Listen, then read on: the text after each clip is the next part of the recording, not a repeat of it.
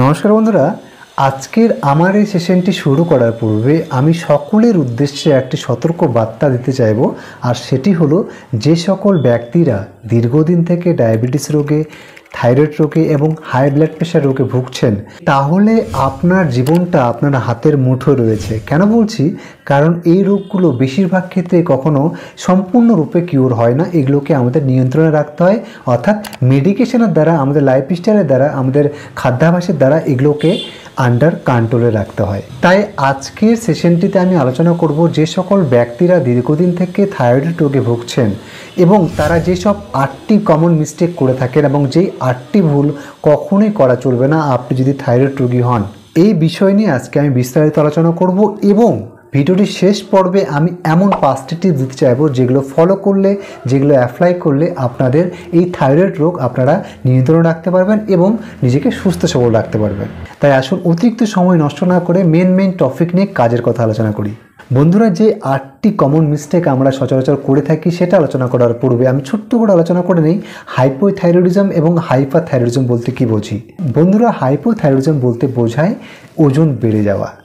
দেখবেন যে অনেকের মধ্যে ওজন হঠাৎ বেড়েতে শুরু করেছে, তখন বুঝবেন আপনার মধ্যে থাইরয়েডের সমস্যা হচ্ছে, অর্থাৎ হাইপোথাইরয়েডিজম। আর হাইপোথাইরয়েডিজম বলতে এখানে আমাদের যে গ্রন্থি থাকে যেখান থেকে T3 এবং T4 হরমোন সেক্রেশন হয়, নিঃসৃত হয়, আর সেই হরমোন গ্ল্যান্ড থেকে যখন পর্যাপ্ত পরিমাণে T3 এবং T4 হরমোন সেক্রেশন হয় না, তখনই এই হাইপোথাইরয়েডিজম হতে দেখা যায়। এবং হাইপারথাইরয়েডিজমটা কি, যেটাকে TSH বলা হয়, অর্থাৎ থাইরয়েড স্টিমুলেটিং হরমোন। এবং সেই হরমোন যখন অতিরিক্ত মাত্রায় হতে শুরু করে তখন এই TSH হরমোনের মাত্রা বেড়ে যায়।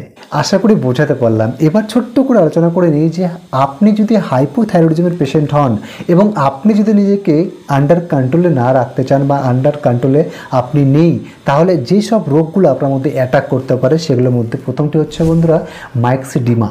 এটি হাইপোথাইরয়েডিজমের একটি গুরুতর রূপ, যার ফলে শ্বাসকষ্ট, হাইপোথার্মিয়া এবং কোমা পর্যন্ত হতে পারে। 2 নম্বর যে রোগটি হতে পারে সেটি হচ্ছে গয়টার রোগ। অনেক সময় দেখবেন এই জায়গাটা আমাদের গ্রন্থিটা ফুলে যায়, বড় হয়ে যায়, ঠিক এমনটা দেখতে পাচ্ছেন। এই রোগ, এটাকে বলা হয় গয়টার রোগ। এই গয়টার রোগ হতে পারে আপনার মধ্যে আপনি যদি হাইপোথাইরয়েডিজমের পেশেন্ট হন।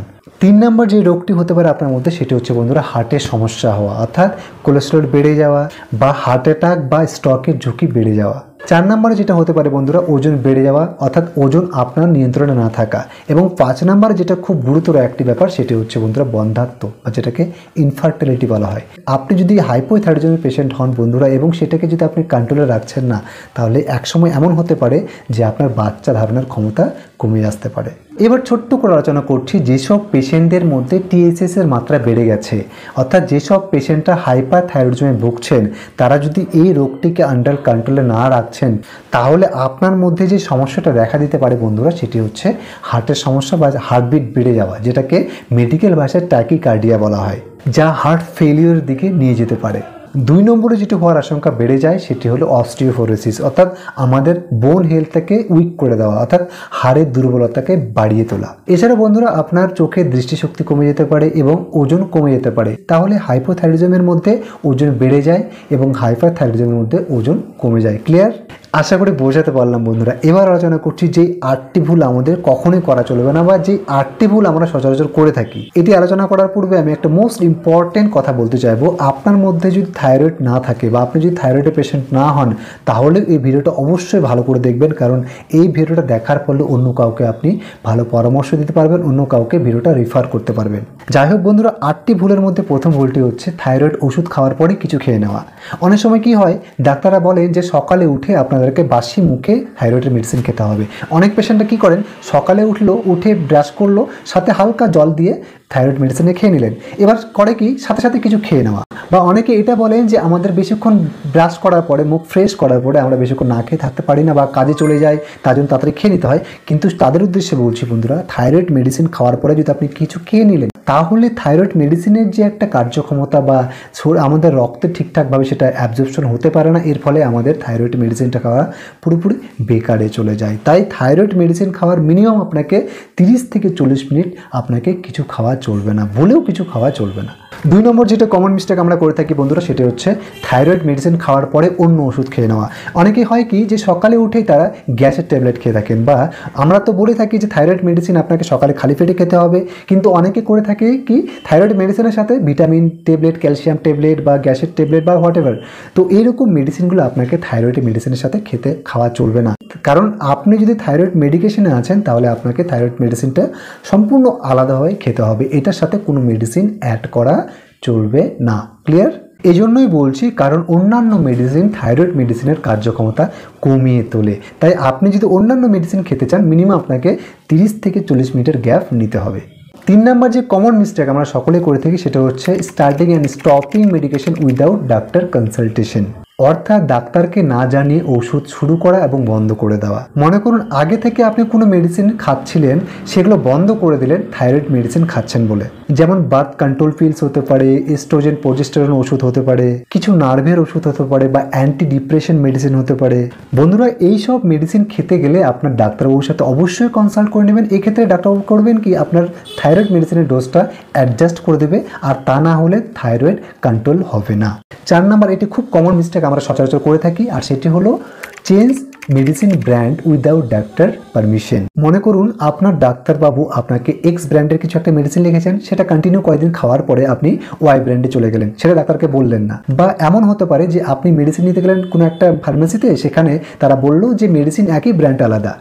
এইসব কমন মিস্টেক আমরা সচরাচর করে থাকি, আর তাদের এই কথা শুনে আমরা মেডিসিন নিতে বাধ্য হই এবং আমরা সেটা ডাক্তারকে জানালাম না যে আমরা এক্স ব্র্যান্ড থেকে ওয়াই ব্র্যান্ডে চলে গেলাম ডাক্তারের কোনো রকম পারমিশন ছাড়াই। 5 নম্বরটি খুবই কমন একটি বদ অভ্যেস, আর সেটা হলো ওজন কমানোর জন্য বেশি বেশি থাইরয়েড মেডিসিন খাওয়া। অর্থাৎ যেসব ব্যক্তিরা হাইপোথাইরয়েডিজমের মধ্যে ভুগছেন তাদের কি হয়, ওজনটা বেড়ে যায়। এবার তারা মনে করে যদি আমরা এই মেডিসিনটা বেশি বেশি খাই তাহলে আমাদের ওজনটা কমে যাবে এবং আমাদের থাইরয়েডটাও ভালো হয়ে যাবে। এইসব ভুল যেসব ব্যক্তিরা করে আমি হাত জোর করছি, এগুলো কখনোই করবেন না, কারণ এই থাইরয়েড মেডিসিন সচরাচর কোনো ক্ষতি করে না, কিন্তু এটা যদি আপনি দিনের পর দিন করতে আছেন তাহলে এটা আপনার হাড় দুর্বল করে দিতে পারে, আপনার হার্ট স্ট্রোক হতে পারে, ঠিক আছে, এরকম অনেক সমস্যা হতে পারে, আপনার হার্টবিট বেড়ে যেতে পারে, ঠিক আছে। তাই এইসব মূর্খামি কখনোই করবেন না। 6 নম্বরটি খুবই কমন একটি ভুল, সেটি হচ্ছে নিয়মিত মেডিসিন খেলেন না। এই যেমন ধরুন যে আপনার ডাক্তারবাবু বলেছেন যে আপনাকে সকালে উঠেই খালি পেটে অল্প জলের সাথে মেডিসিন খেতে হবে, মেডিসিন খাওয়ার পরে কোনো কিছু খাওয়া যাবে না, মানে যেমনটাই বলেছেন তেমনটাই আপনি করছেন। এবার কথা হচ্ছে কখনো আমরা মেডিসিন খেতে ভুলে যাই, এটা সম্পূর্ণ স্বাভাবিক ব্যাপার, এটা সকলের মধ্যেই হয়। তখন কি করবেন, যখন আপনার মনে পড়ছে তখনই মেডিসিনটি খেয়ে নেবেন, ঠিক আছে। কিন্তু মনে রাখার বিষয় তারপরে কিন্তু আপনাকে মিনিমাম 40 মিনিট কিছু খাওয়া চলবে না। কিন্তু এমন সময় মনে পড়ছে যখন দেখছেন যে পরের দিনের ডোজ আর আপনার মনে পড়ার সময়টা দুটোর পাশাপাশি, তখন কি করবেন, দুটো মেডিসিন একসাথে খেয়ে নেবেন। কিন্তু হ্যাঁ, এটি 6 মাসে 9 মাসে একবার, ঠিক আছে, এটা আপনি অভ্যেসে পরিণত করে নেবেন না, সেক্ষেত্রে আপনার সমস্যা হতে পারে। 7 নম্বরটি হলো আপনি যদি থাইরয়েড মেডিকেশনে আছেন তাহলে যে খাবারগুলো খাবেন না, যেমন ক্রুসিফেরাস ভেজিটেবলস। ক্রুসিফেরাস ভেজিটেবলস কি, এই যেমন ব্রোকলি, ফুলকপি, বাঁধাকপি, সর্ষে শাক, মূলো এবং সয়াবিন, এই খাবারগুলো থেকে আপনি নিজেকে সংযত রাখবেন। তার মানে এটা বলছি না যে এই খাবারগুলো আপনি ভুলেও খাবেন না, অবশ্যই খাবেন, কারণ এগুলো সিজনাল ফুডস, তাই না, সিজনাল ভেজিটেবলস, এগুলো তো সারা বছর পাওয়া যায় না সচরাচর। তাই এই সব খাবারগুলো আপনি মাসে যদি 1, 2 বা 3 বার খেয়ে নিলেন এমন কিছুই হবে না, কোনো ক্ষতি হবে না। কিন্তু হ্যাঁ, এটা যদি আপনি সপ্তাহে 2-4 দিন খাচ্ছেন, রোজই খাচ্ছেন প্রায়, তাহলে এটা আপনার ক্ষেত্রে সমস্যা হতে পারে। 8 নম্বরটা আলোচনা করার পূর্বে বন্ধুরা, এই ভিডিওটি যদি এখন আপনি একটা লাইক করেননি, এখন একটা লাইক করে রাখুন, আর চ্যানেলটি সাবস্ক্রাইব করবেন কিনা সেটা আপনার সম্পূর্ণ ব্যক্তিগত ব্যাপার, কারণ এই চ্যানেলের মাধ্যমে আমি আপনাদের কাছে রোজ স্বাস্থ্য টিপ পৌঁছে দেওয়ার চেষ্টা করব। তাই আপনি যদি মনে করেন এই ধরনের স্বাস্থ্য টিপ আপনি পেতে চান তাহলে চ্যানেলটি সাবস্ক্রাইব করুন, আর যদি মনে করেন যে না দরকার নেই তাহলে কোনো দরকার নেই সাবস্ক্রাইব করার। ওকে, এবার আলোচনা করছি 8 নম্বরটা নিয়ে। যদি আপনারা কোনো সাপ্লিমেন্ট নিতে চান, ঠিক আছে, সেক্ষেত্রে অবশ্যই ডাক্তারবাবুর সাথে কনসাল্ট করে নেবেন। কেন বলছি, অনেক সাপ্লিমেন্টের মধ্যে আয়োডিন থাকে। আয়োডিনের দুটো কাজ হয়ে থাকে, একটি আমাদের থাইরয়েডের হরমোনের প্রোডাকশন বাড়িয়ে দেওয়া এবং আরেকটি কাজ হলো কমিয়ে দেওয়া। অর্থাৎ থাইরয়েডের সমস্যা থাকলে অবশ্যই আপনার ডাক্তারের সাথে কনসাল্ট করে নেবেন। এবার আলোচনা করছি বন্ধুরা 5টি টিপস নিয়ে, যে 5টি টিপস আপনারা যদি মেনে চলার চেষ্টা করেন আপনার থাইরয়েড রোগটি আন্ডার কন্ট্রোলে থাকবে। আর সেগুলোর মধ্যে প্রথমটি হচ্ছে বন্ধুরা পুষ্টিকর খাদ্যাভ্যাস গ্রহণ করা। এই যেমন ধরুন যে আয়োডিন সমৃদ্ধ খাবার, যেমন সামুদ্রিক মাছ, ডিম, দুধ, সেলেনিয়াম সমৃদ্ধ খাবার যেমন সূর্যমুখী ফুলের বীজ, কাজু বাদাম, পনির, পালং শাক এগুলোর মধ্যে প্রচুর পরিমাণে সেলেনিয়াম থাকে। এবং জিঙ্ক সমৃদ্ধ খাবার যেমন মাংস, কাঠবাদাম এবং লাউ কুমড়োর বীজ, মিষ্টি কুমড়োর বীজ যেটাকে বলি, এগুলোর মধ্যে প্রচুর পরিমাণে জিঙ্ক থাকে। তাই আয়োডিন, সেলেনিয়াম এবং জিঙ্ক সমৃদ্ধ খাবার খাওয়ার চেষ্টা করবেন। 2 নম্বরটি বন্ধুরা, গ্লুটেন জাতীয় খাবার যেমন আটা, গম, বার্লি এইসব খাবার এড়িয়ে চলার চেষ্টা করবেন। 3 নম্বরটি খুবই ইম্পর্টেন্ট, সেটি হলো পর্যাপ্ত পরিমাণে ভিটামিন ডি এবং ওমেগা 3 গ্রহণ করতে হবে। অর্থাৎ যেসব খাবারের মধ্যে বেশি পরিমাণে ভিটামিন ডি এবং ওমেগা 3 পাওয়া যায় সেগুলো খাবার আপনাকে খেতে হবে। 4 নম্বরটি খুবই কমন প্রবলেম, এটা আমি যতই আপনাদেরকে বলি সেটা আমাদের হাতে কখনো কখনো থাকে না, সেটি হচ্ছে বন্ধুরা মানসিক চাপ। হতে পারে আজকালকার এটা খুব কমন একটি প্রবলেম, সকলের মধ্যেই রয়েছে কম বেশি, কিন্তু এটা আমাদের নিয়ন্ত্রণ রাখার চেষ্টা করতে হবে। কারণ মানসিক চাপ শুধু আমাদের থাইরয়েড বাড়িয়ে তুলতে সাহায্য করে না, বরং এরকম আরও অনেক মারাত্মক ডিজিজ আছে যেগুলো টেনে নিয়ে আসে আমাদের এই মানসিক চাপ।